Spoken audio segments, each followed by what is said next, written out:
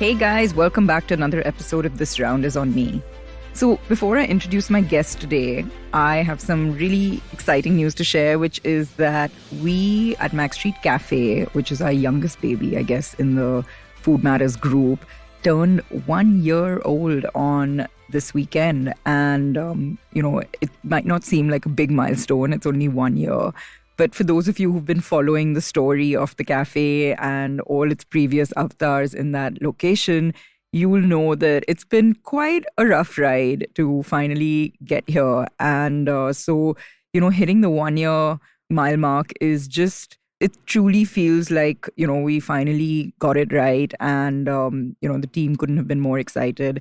And honestly, all of us were just saying how we remember opening, literally it feels like a few months ago. So I think when something works out and it's going well, time really does fly quickly. And I just want to say thank you to everyone who's made it out there and, people who've been messaging us and, who've just, made it part of their, made it home for themselves. And I really, really appreciate all the support, all the love that we've got. And and if you still haven't made it there, please do come out very soon. And on this momentous occasion, I also want to share that we're actually opening up in another part of Bombay very soon, which is Lower Parel. So for all of you who find Colaba to be the other end of the world, we hear you. And we're coming northbound slowly. So we'll keep you posted on that. Stay tuned to next week and I'll give you updates on the new opening. And now back to my guest today. He is Chef Thomas Zacharias, founder of the Locavore. But what I think he's most renowned and loved for is helming the kitchen at the award-winning restaurant, the Bombay Canteen, as chef partner, where he found inventive ways to bring indigenous ingredients to the fore through contemporary regional Indian cuisine. Thomas is a chef with nearly 15 years of professional cooking experience, and arguably a lot more if you count the early start he got in his grandmother's kitchen in Kerala. Before the Bombay Canteen, his career was centered around European cuisine, starting out as a line cook at the Le Bernardin in New York's famed 3-Michelin-star eatery back in 2009. But in 2014, a culinary expedition across India made him rethink his entire approach to food. After spending 6 years as chef of the Bombay Canteen, he moved on, and in 2022, Thomas decided to bring together some of his passions, which are storytelling, working with local produce, and nurturing connections between people within the Indian food system. And so he founded the Locavore to do good through what he knows best, food. Join us after a quick break. So welcome to the show, Chef T. It's great to finally have you here. I've been tracking you down for I don't know how many months, but you're here finally. So welcome. Thank you. I know it's been a long time coming and I've been listening to your podcast for a long time. So it's a real pleasure to be here. Thank you. So listen, let's get right into it because I know I'm very, very curious and we've had conversations about what you're up to with the Locavore at different points. And I know those conversations went on and I was like, okay, I think we need to record some of this. So we're finally here. I'm just going to take a step back to before you launched the Locavore and a little bit about your journey up to this point, which seems to have been filled with a few of these aha moments.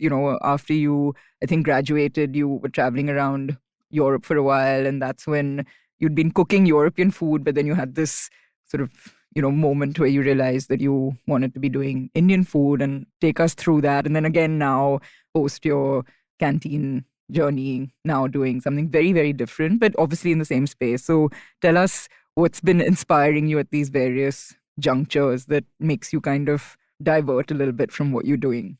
So I've always been someone who is very receptive to being inspired. I'm always waiting for ideas and inspiration to come to me. And I've also been very driven as an individual ever since I was a little kid. So for me, actually, like when you ask me that question, like I can go back to points in my childhood where in little ways I've had aha moments. Tell us. I was maybe around 10 or 11 and this actually connects back to where I'm at today.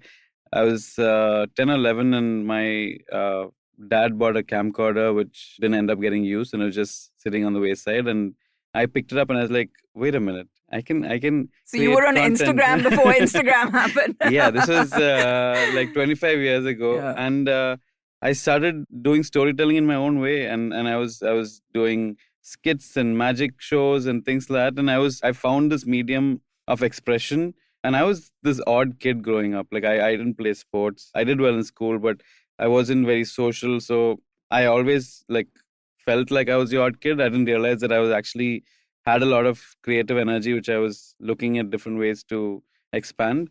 And so at different points in my life, I've had that. And for me, one of the biggest turning points happened on this food trip through Europe. I took a sabbatical, which itself was a bold move, for 4 months, traveling across 36 towns and cities in France, Italy, and Spain. And my biggest takeaway, and it was an epiphany, and I've had good fortune of having many epiphanies in my life. I realized that, I mean, here I was spending all my life savings, all my time and energy trying to learn a Western cuisine when I'd really not done the same in India. And I know that I come from a country which has a very rich heritage, and that dissonance made me want to go back to India, come back to India and kind of dig a little deeper. And I was restless, and that was serendipitously the same time that Samir, Yash, and Chef Floyd were looking for a partner. So that was that first moment. And ever since, I mean, I got the job running the kitchen at the Bombay canteen. As soon as I got the job, I realized I know nothing about Indian food. I was about to ask that, how did you kind of train yourself to kind of switch that palette and So in a way, I think again, I was in a favorable position because I didn't come with any preconceived notions about Indian food. I had never been trained professionally. It's only the food I grew up eating. So I said I need to travel again, and I took a 2 month trip across India. This time across 18 different places, all the way up north to Himachal, down south to Tamil Nadu. I went to the northeast. I was in Gujarat. So covered. but what were you doing on these trips? Like, And this was again when I coined Chef on the Yeah. Road, which was approaching food travel from a chef's perspective, trying to understand a sense of the cuisine of the place, but also getting to know ingredients, techniques, listening to the stories, getting inspired, and taking some of those ideas back to the Bombay canteen to put on a menu. And as soon as I did that first trip, I mean, I was blown away. That was my second major epiphany on that journey, where I realized, I mean, India is so incredibly rich and diverse, and none of that is making its way into mainstream restaurants yeah. or even in conversations or narratives around Indian food. So for me, that kind of like, it's almost like I found my purpose right then and there. I wanted to kind of be a storyteller for Indian food in a lot of ways, and did that through the prism of the Bombay canteen for about 7 years. And I continue to travel. I've now traveled to about 25 states and union territories in India for food exploration. Wow. In the last 8 years. And I think it's an incredible way to kind of explore and learn. I also believe in constantly evolving and growing as an individual. So this is a great way for me to do that. The other, I mean, what led to the Locavore is, I think over those 8 years of travel, I increasingly felt disconnected from these conversations that are happening, that I was experiencing during my travels, because here I was meeting farmers, seeing where the food is coming from, and that felt very disjointed from What you were what I was cooking. doing at the restaurant and the people I was feeding. And again, like everything felt very like almost like there was a duality to it, which I felt very strongly against, because we as a society today are more and more distance from where our food comes from, who's growing it, what's going into it, and some very deep seated issues within our food system. And so I felt like I was just like watching from by the wayside and not doing anything. And so I wanted to challenge myself again, push myself out of that comfort zone of just being a chef and see if I could do something about it. And so I just took that plunge. And again, I left. I mean, a lot of people think that I was leaving the Bombay canteen, but I was actually leaving being a professional chef cooking in a kitchen every day. We're going to talk a lot more about that, but I actually want to go back a little bit more as to what actually led you to take a 4 month sabbatical in the first place when you when you did that. I mean, was it burnout? Was it looking for inspiration? Or a bit of everything? No, I think I felt stagnant, and I also felt really this sort of imposter syndrome at that point when I was cooking European food and I'd never been to Europe. There's something really odd about that. Like, how do you do justice to the cuisine or food of a place if you've not, spent time in that region, like taking it all in? And so that's where it came from. And I actually saved up a lot of money and used up all of it on that trip. Well, But seems like it was worth it. it was so. worth it in a very different way that I did not plan, but yeah, it was worth it. Again, coming back to Chef on the Road, we've all followed that on Instagram and, love kind of traveling vicariously through you. They say that the food of India changes every sort of 100 kilometers. But I've actually heard both views where, I think I was on some panel and somebody was talking about how that's not actually true and people want to eat those same comfort flavors across the country. And this was someone who has a QSR chain. And I was quite intrigued because I felt that I've heard both sides. What is your take on this? Depends on what kind of scale you're looking at. I mean, I think our food changes from home to home, for example. There are different ways in which we make dal.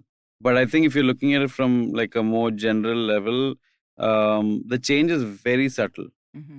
So it does change, say, every 50, 100 kilometers, but it's not like you cross a border 50 kilometers and suddenly it's a new world. That's not what it is in India.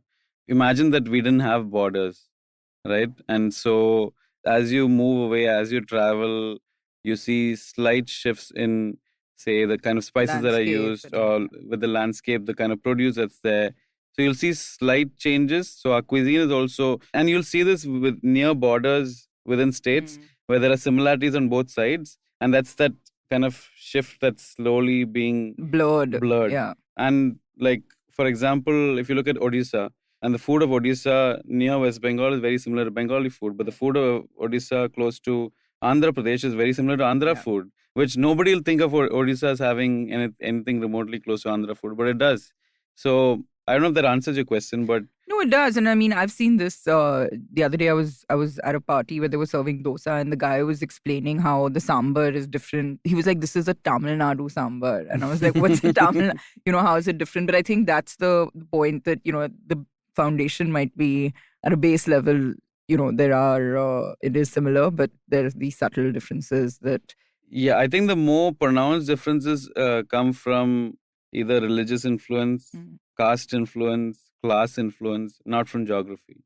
So a Brahmin sambar would be very different from like a sambar of a different caste in terms of the ingredients used. There might be like ghee, for example, which is a more expensive rich man's ingredient.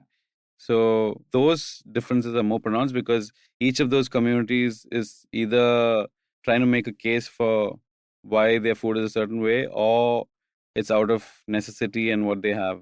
Sure. Let's deep dive into the Locavore a bit more. You've talked about what you were seeing and that disconnect you were feeling, but what problem really are you trying to solve here? And tell us about, what it is. So sure. So again, like I said, I saw like so many disjointed pieces within the food system and people being so disconnected from what's happening at the grassroots level. And at the same time, I also saw organizations like really amazing, incredible leaders who were doing incredible work behind the scenes, who are trying to change the system, who are trying to make interventions in the food system, whether it's to do with inequality at the farmer level or farmer livelihoods, or it's in terms of, say, inputs in our farms and pesticides and chemicals, or food packaging, or issues around mental health in the food system. It could be any of those things, but there are actually people making intervention, but it's all happening behind the scenes. They don't have a large enough audience. They don't know how to amplify what they're saying or tell their stories in a powerful way. And they're all operating in silos. They're not talking to each other. So I wanted the Locavore to be a platform that kind of connects the dots, that becomes a facilitator, an enabler, a catalyst to bring all these pieces together, in a way, build a movement towards making these positive changes within the food system through storytelling, through partnerships and collaborations with people like this, through fun events, through travel experiences, through kickstarting projects centered around some of these issues. And so I'm trying to build a larger movement, but starting small, I was going to say, I mean, India is so vast and, you could probably not, you could spend the next 5 years just covering Maharashtra and you probably wouldn't Yeah. even, be able to go deep enough. How are you approaching this? I mean, it seems like a minefield. So, I mean, I have this existential problem in my business as well. And when I'm worrying about the small things, I look at the bigger picture. When I'm worrying about the bigger picture and how vast is it, then I look at the details. But to answer your question, I think, like I said, I'm not trying to do everything. I'm trying to find the people who are Connect. already doing it and connect, amplify what they're trying to do, support them in some way if possible, get people to network with each other and bring synergies out of it. So, like, my goal is not to deep dive into Maharashtra and solve Maharashtra's food system issues. My goal is to inspire people to do that. My goal is to already find the people who are doing that and bring them to the forefront. And like I said, there are and that percentage of the people who are actually driving change in India in this field is only increasing. We're already in some sort of a movement towards being in a better place. So give us some examples of, interesting things you've come across that you may not have known about before and you've seen an impact happen because of what you're doing. Yeah, so we did something called the Wild Food Project over the monsoons this year. And again, for people who aren't aware, wild foods are anything that is not cultivated. You have restaurants like Noma who have made a killing Foraging. on foraging and getting ingredients from the wild. But the ironic part, again, it's so funny to me because there's so many young cooks who go to Noma for internships. And again, most things that are at Noma are centered around the idea of foraging from the wild. But right here in India, we have like an incredible Playground. playground of wild foods to do it. And the difference between what's happening in Copenhagen and here is that here our wild foods have been consumed by tribal communities for thousands of years. There, it's new food. Here we have the traditional wisdom all around. It just needs to be tapped into. So we did a wild food project to focus on, again, forest foods in the Palghar district in Maharashtra in the monsoon. So it's very specific. And a lot of the information is not really been documented very well. It's not archived. It's not presented in a way where people can kind of understand it. And so I got about 20 people together, and there's a mix of researchers, recipe testers, chefs like Chef Gresham, illustrators, designers, all to come together, and we created a wild food zine, which is practically like a book. A lot of people say this is not a zine. A zine is like, just a bunch of papers put together. But we did a wild food festival with Triple O Farms. We did a wild food walk. And we're trying to get people excited by the idea of it, try to understand the nuances of it. And that was a start. And we're also working on translating that zine into Marathi to kind of give back to the community so that they have something to be proud of that they can hold on to, because the next generation of these tribal communities is straying away from doing a lot of this. But yeah, so these are little steps along the way. And again, even with the producers that we've engaged with in different parts of the country, there is a company called Forest Post in Kerala that's working with women in the Chalakudi River Basin and creating value-added products from minor forest produce. And again, that's a lovely story. And these are all like really powerful stories that, you kind of want to immerse yourself into. I'm telling you, that's kind of what happened. I just started reading more and more, and it was. But I think you sort of talked about this, about getting chefs involved, right? Now, to me, again, going back, drawing the analogy with Noma, I think that's the key thing, is that someone who's presenting this in a way that the consumer finds interesting, or like they would have, but it's just not packaged in a way that makes it exciting or something to try, right? So I think that's where there's possibly some disconnect between, having all this gold available to us and not being able to use it the way it should be in food, etc. So how do you sort of see yourself kind of bridging that gap, being a chef yourself? Is it something that you feel restaurants should be bringing in? How do you see yourself kind of, or what do you think can be done, if not by you, but just the community?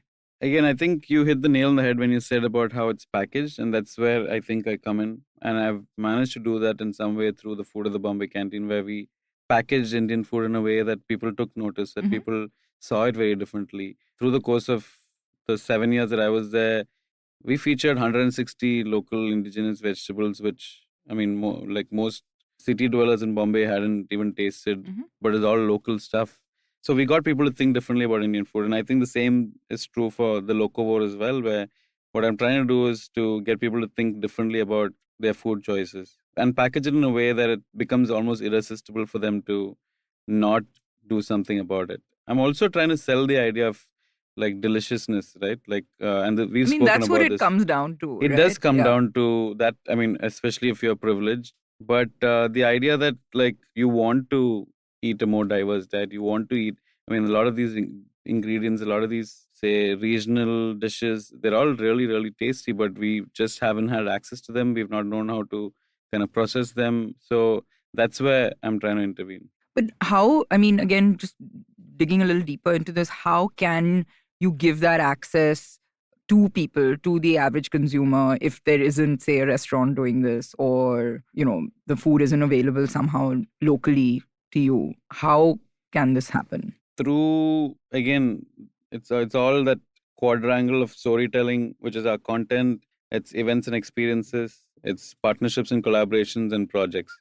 Through a lot of these, some of this is online, some of this is offline. It's a lot of these moving pieces coming together where people have access to it. I know that I saw this millet chicken biryani recipe on your website, and trust me, I can't cook. Everyone knows that. And I'm least interested in it as well because it usually turns out really horrid.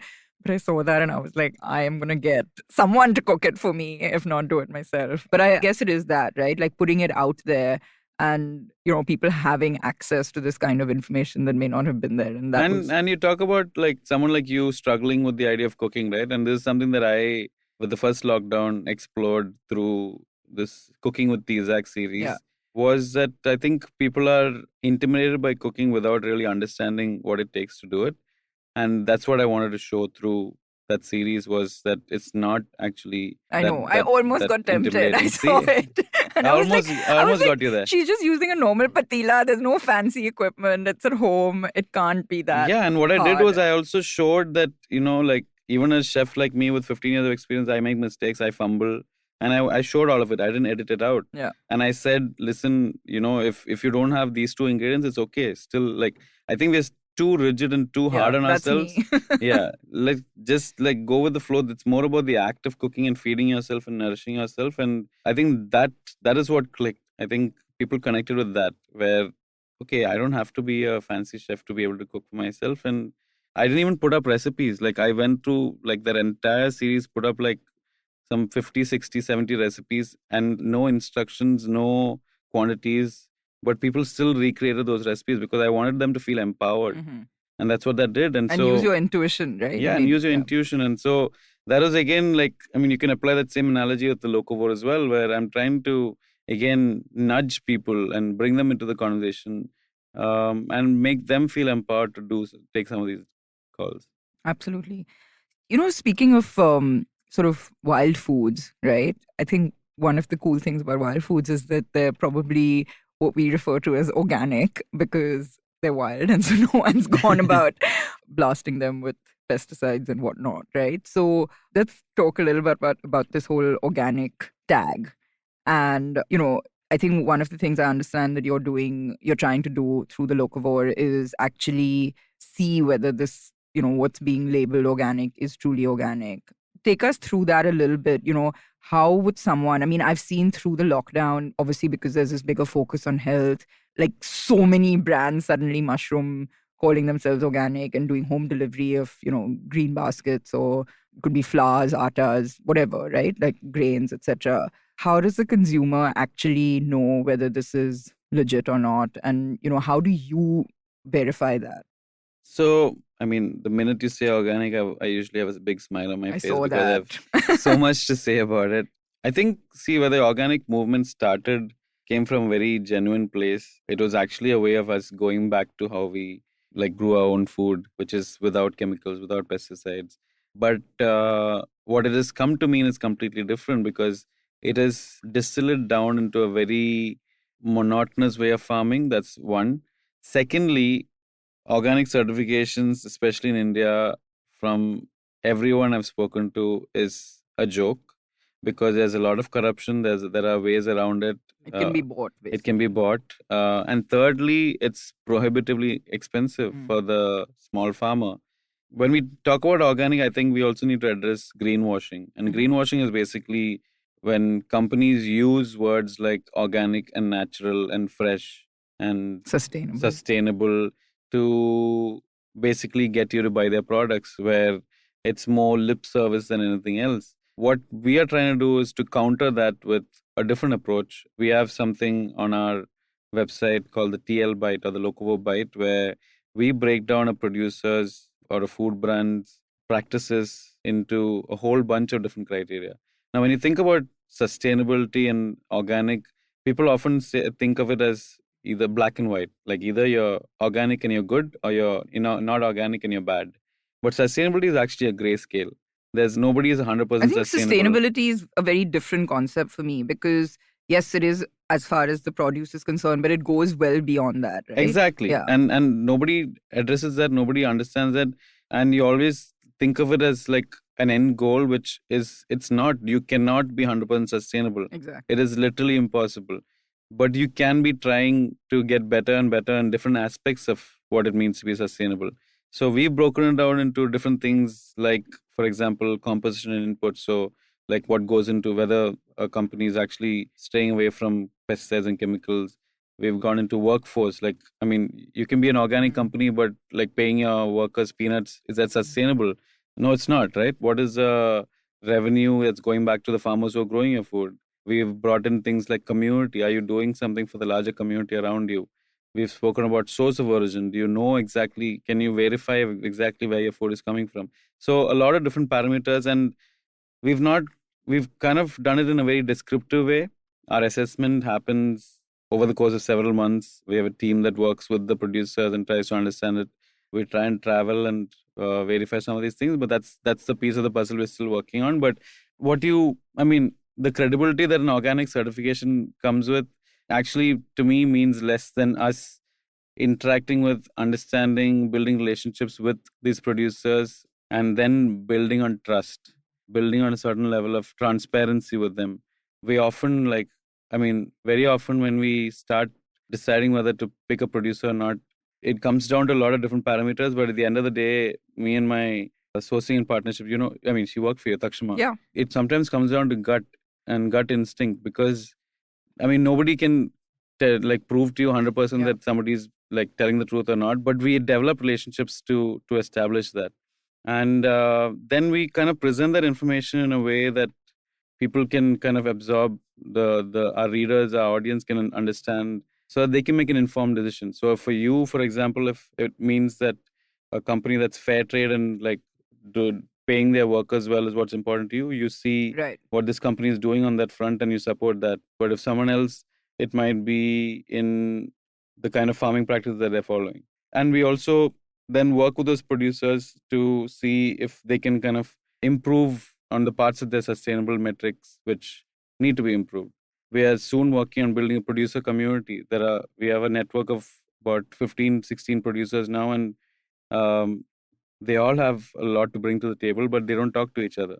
Imagine the power of like bringing them on the same table and getting them to speak to each other, bring value to each other.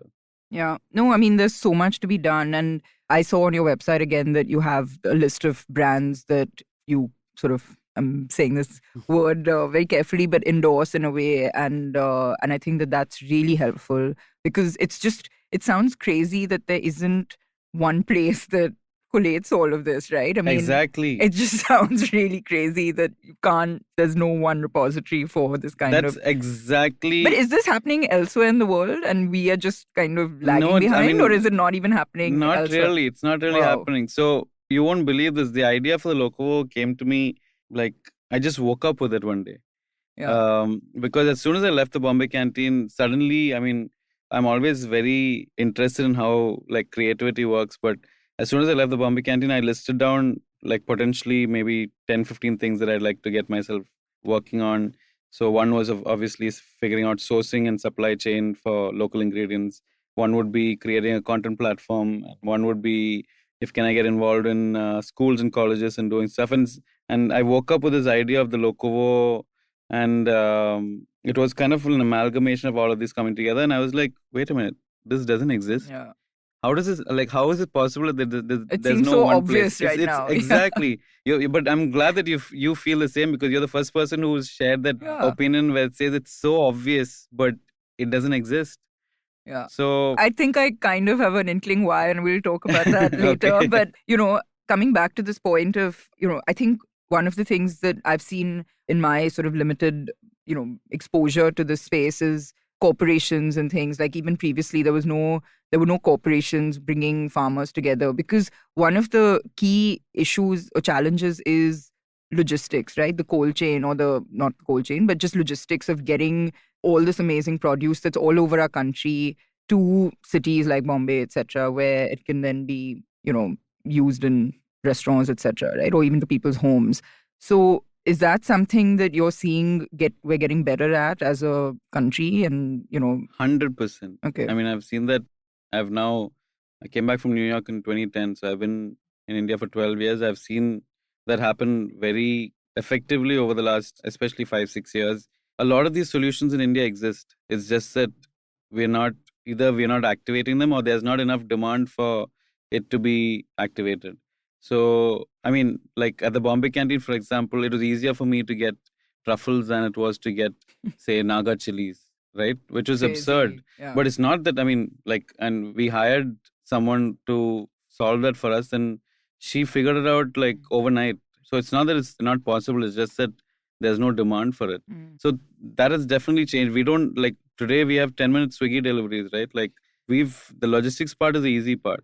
The challenging part is getting people to think differently about it, because we constantly sold the other side of the story. We constantly sold convenience. We constantly sold the idea of not having to think about it, and just push the button or click Easy and buy, access. without having to think about the fact that, okay, maybe I should figure out where my food is coming Yeah. from. So that's what I'm fighting, and that's at the demand side. The other thing is trends, right? So I hate that word with a vengeance, but I get asked this every December, right? About the upcoming trends. And I'm like, I have no clue.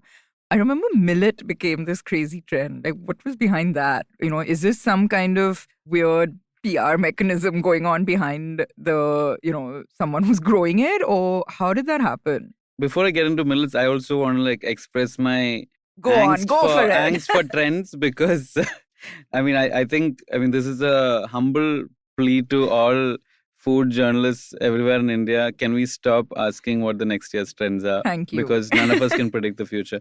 What I'd like to maybe be asked is, what do you think will still remain the same? Yeah. I always say that, actually. I'm like, trends are fleeting by definition, right? And I'm hoping that whatever we do isn't going to be fleeting and is there for the long haul. So, and my answer every year is the same. Because I'm always like, I'm going to be hopeful and say, some Indian food movement of sorts takes shape. Anyway, so getting back to millets, I think your question has come at a very ripe time, because next year is the International Year of Millets, and the Indian government has kind of gotten the UN to recognize it as the International Year of Millets. So there's going to be a lot more talk about millets next year. Interesting. I did not know that. This was not why I asked it, but that's very good to know. But millets are actually a very important subject, food subject today, for many reasons, but primarily to do with climate change. Millets are a climate resilient crop. They don't require a lot of water. They don't require a lot of inputs. They are part of our food heritage and our traditional cuisine for like millennia.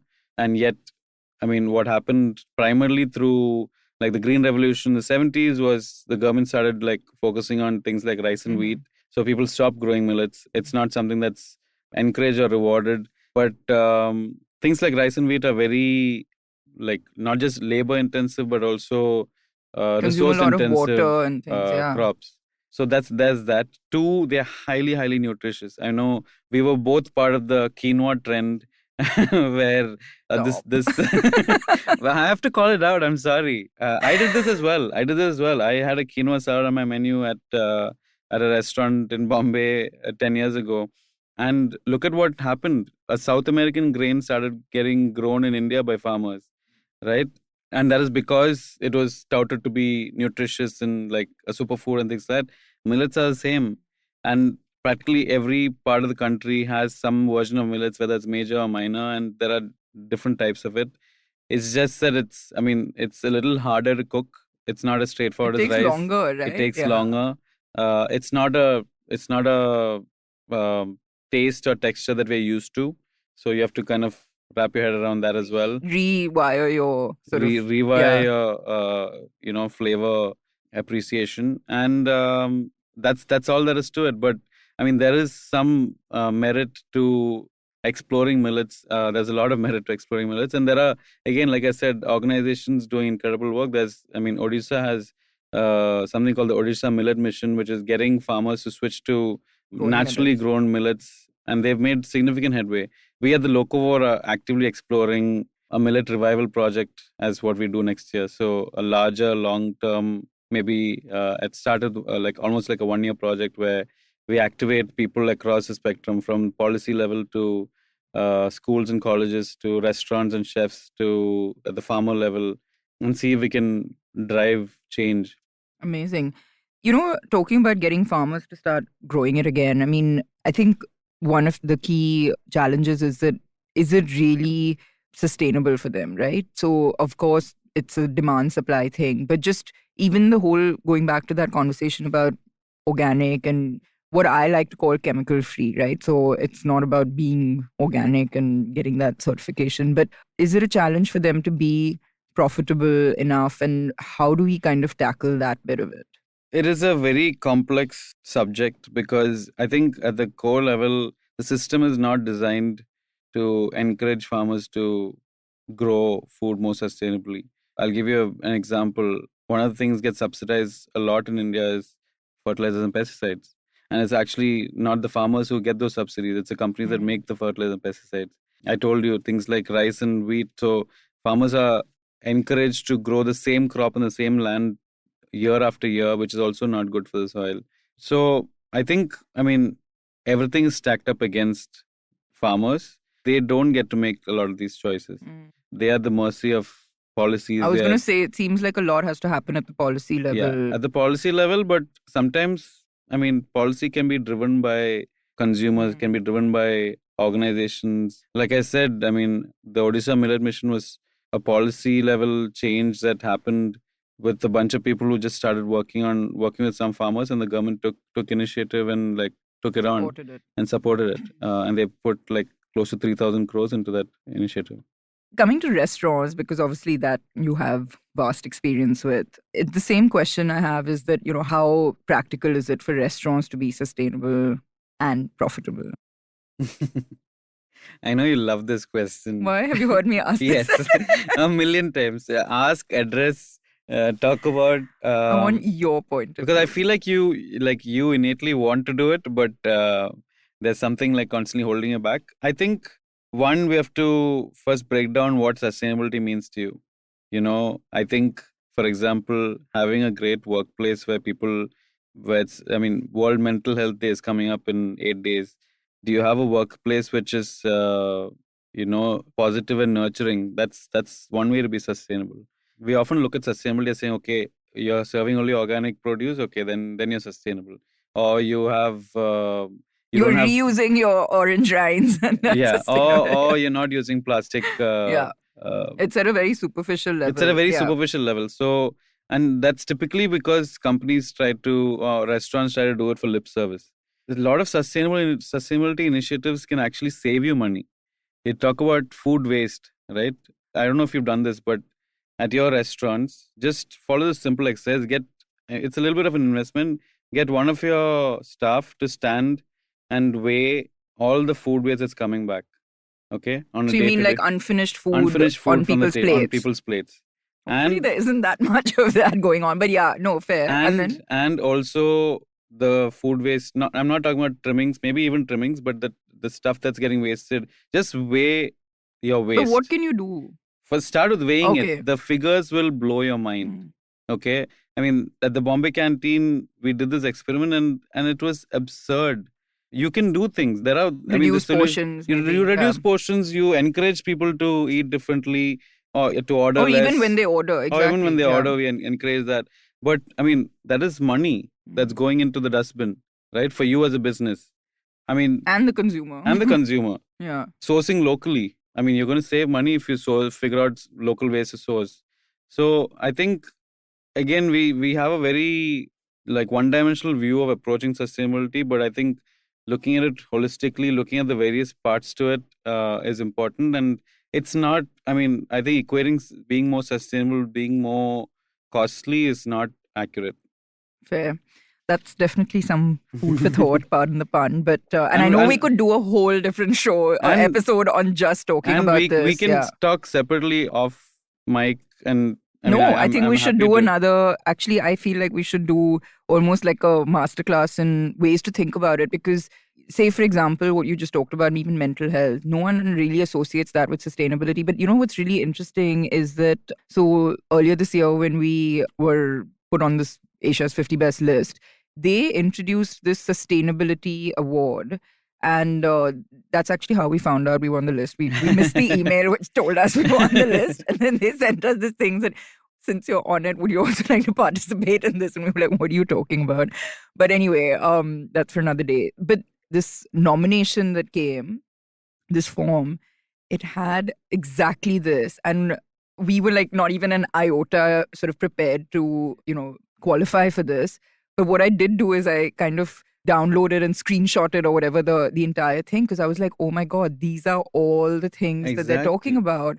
And, it's whether it's for this award or not, like these are what we need to be incorporating into our, organization, which it just gives us all those levers that we need to be looking at. Yeah. And we never ever thought about this as part of sustainability, because it is a very myopic concept in terms of literally food waste and, reusing as much and using reusable products, etc. So I think that I definitely feel like it's worth breaking this down for people where, you don't have to be 100% sustainable. It's probably not viable. Yeah. But you just have to start with what can be done. Yeah, and what works for you. Yeah. And I mean, like, I'll give you an example. At the Bombay canteen, for me, I've worked in some abusive kitchens, and it was very important for me to change that.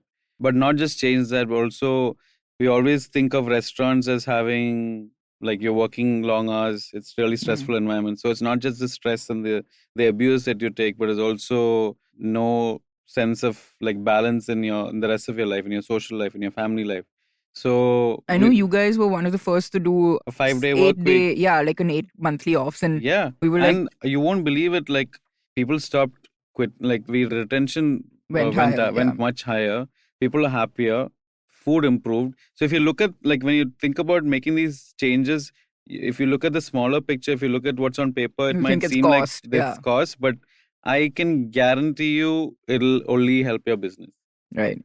Yeah. No, I think we definitely need to do this separate episode, follow-up episode. Speaking about profitability, let's talk about the business aspect of what you're trying to build here, right? It's a big plunge you took, very different from sort of hopefully well-paid, stable career that you were following all this time. How did you, how are you approaching this from a business perspective? You've moved from being, I think this is probably your first real entrepreneurial stint. And what's that been like? I mean, it's actually been amazing. I think I've always enjoyed being a leader, being an entrepreneur in some way. But if you're talking about how I'm approaching the Locavore as a business, at this point, I'm looking on building it. I'm looking on establishing a sense of what we're trying to do. Like, even for you, we needed to have this conversation on this podcast for you to really understand what I'm trying to do. And I'm glad that you did it, because there's a way for more people to understand what we're trying to do.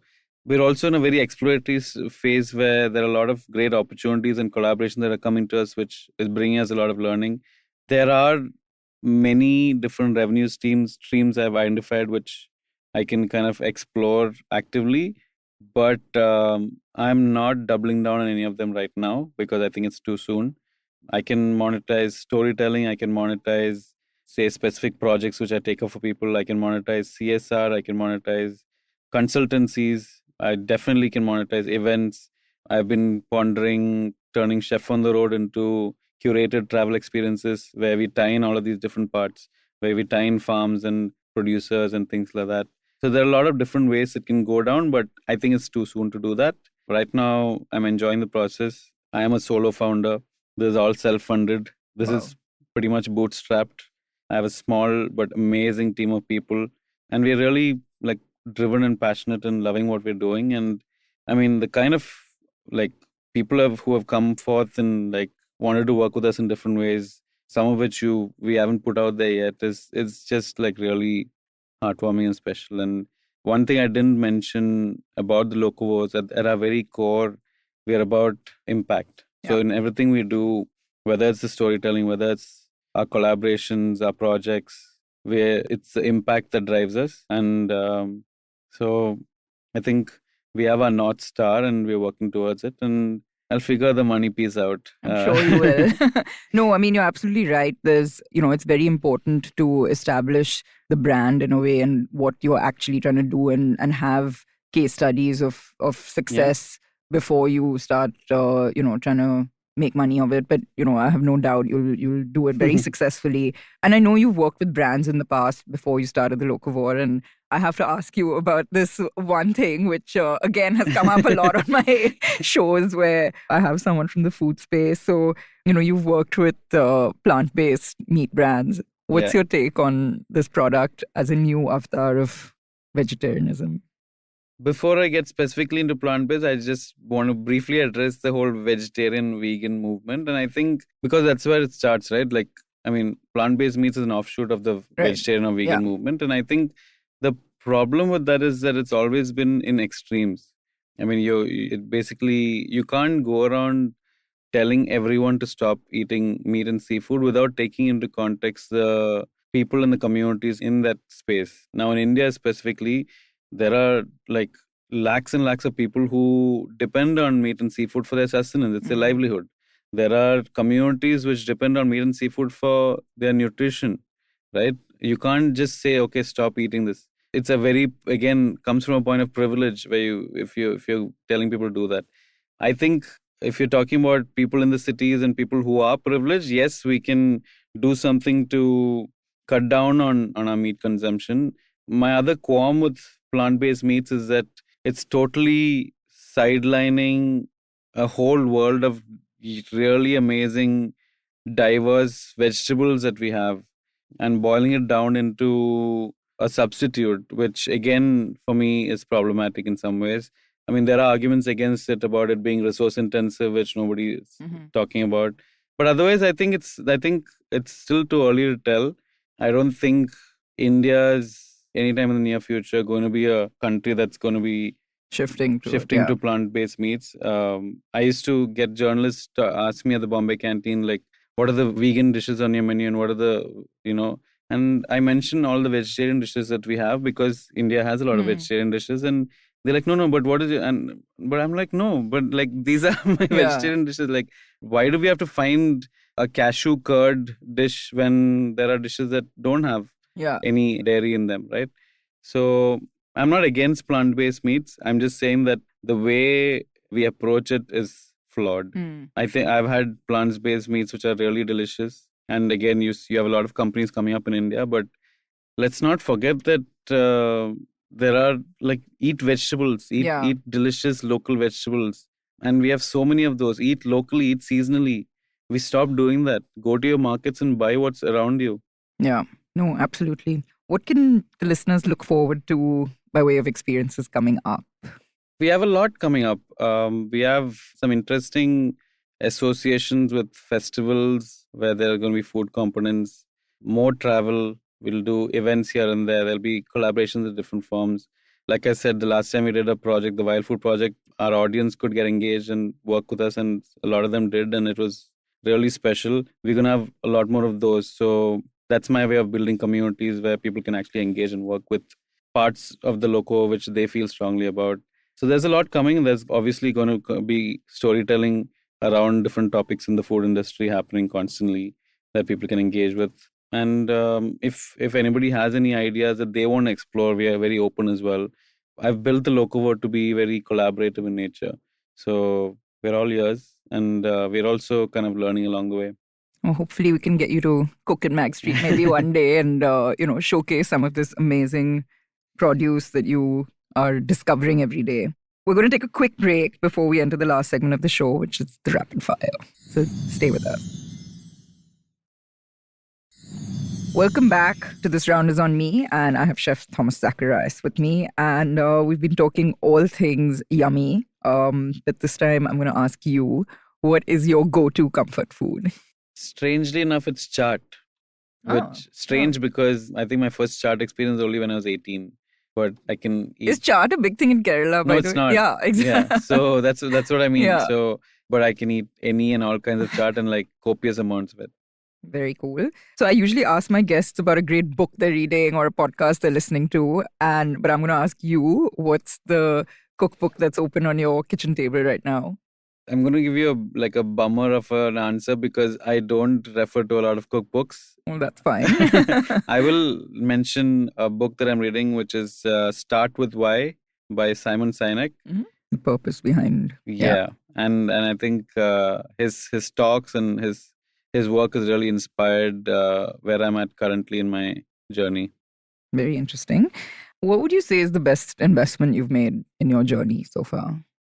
Travel. I've spent a lot of time, effort, and money on my travel, and it's been incredible to take in all the learnings that have come from people, from places along the way. It's true. I mean, without being a chef or anything, but I agree completely. I think so much inspiration just comes being exposed 100%. all over.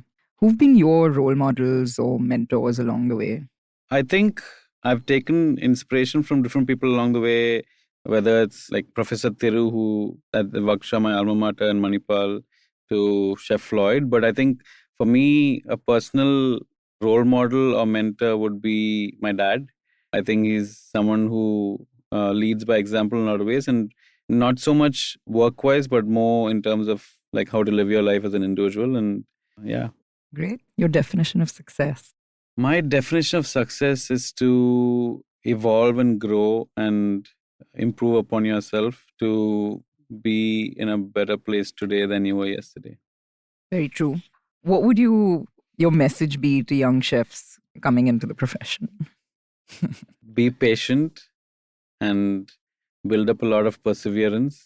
Don't jump the gun. Don't try to open your own restaurant by the age of 22 or 23.